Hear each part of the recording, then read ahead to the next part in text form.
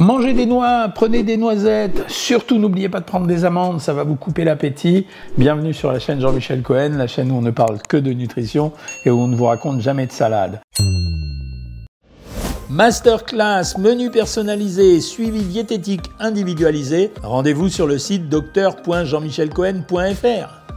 C'est un vrai phénomène de mode depuis quelques temps. Il y a plein de gens qui se sont mis à manger des amandes au goûter, au petit-déj, des noisettes, bref, des oléagineux assez riches en protéines et en même temps riches en bonnes graisses. Et j'en rajouterai une troisième qui contiennent assez de fibres. Mon opinion là-dessus, c'est qu'on est parti en cacahuète, c'est le cas de dire.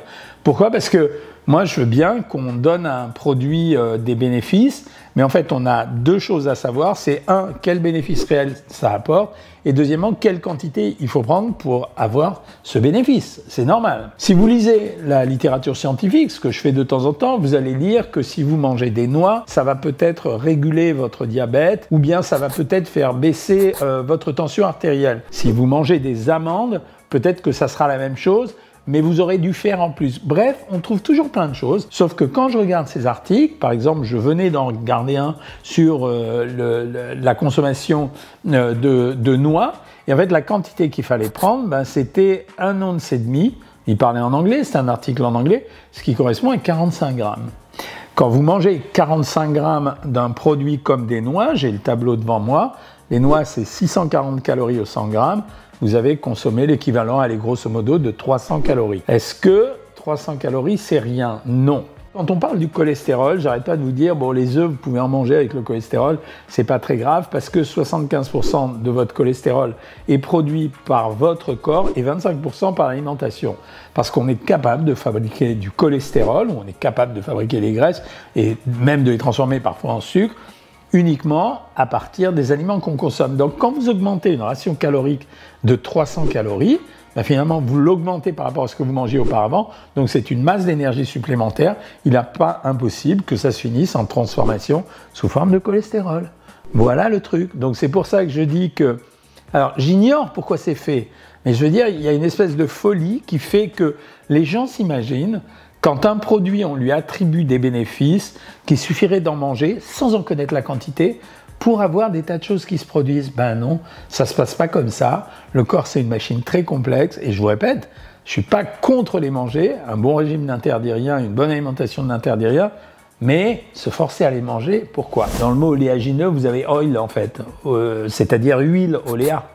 Donc ce sont des produits qui sont gras. Si vous mangez des oléagineux, au lieu de manger à 4 heures d'après-midi du chocolat, vous aurez moins faim. Ok ? Tu veux m'expliquer la différence ? Le chocolat, 540 calories et 100 grammes. Les oléagineux, c'est de la graisse. Et si je prends 50 grammes d'oléagineux, j'ai 300 calories. Et si je prends 50 grammes de chocolat, j'ai 250 à 270 calories. C'est pas trop différent. Donc, il faut m'expliquer ce genre de choses. Alors, qui est à l'origine de ce mouvement?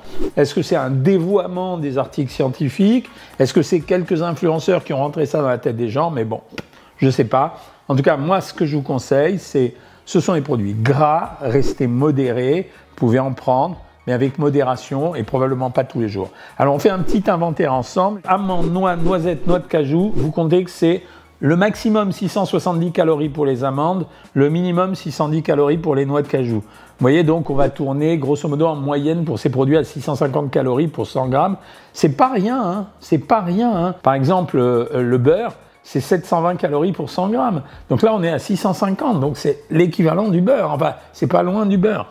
Après, quand vous regardez graines de lin et graines de chia, les graines de chia sont un peu moins riches que les graines de lin.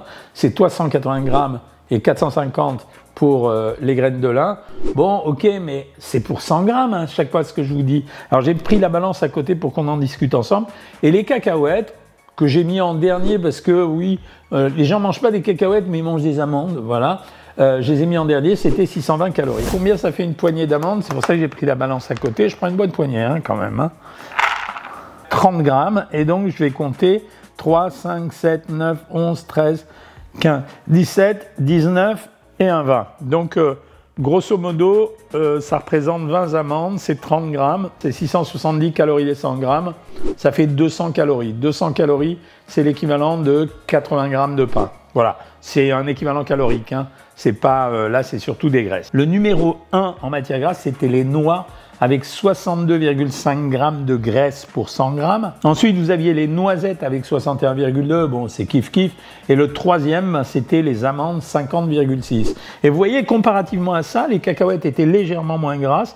Les graines de chia, c'était ce qu'il y avait de moins gras. Les graines de lin aussi, c'était pareil. Les noix de cajou, c'était un peu moins gras. Les glucides, là où il y avait le plus de sucre, c'était dans les noix de cajou avec 27 grammes pour 100 grammes. Après, c'était les noisettes avec 17 grammes et les cacahuètes avec 16 grammes. En fait, les glucides, c'est pas très important parce que c'est des sucres lents, donc c'était pas des grammes, mais je vous les ai donnés. Plus intéressant, pardon, c'était les protéines. Assez curieusement, c'est dans les cacahuètes que j'avais le plus de protéines.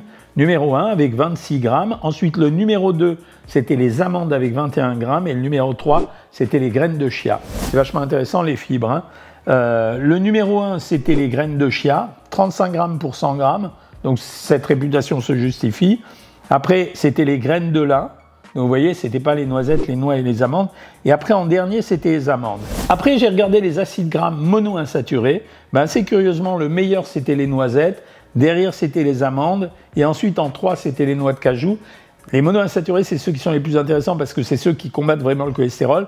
Et après, j'ai regardé les acides gras polyinsaturés qui sont quand même de bons acides gras. Là, c'était un peu différent. Le premier, c'était les noix. Le deuxième, c'était les graines de lin. Le troisième, c'était les graines de chia.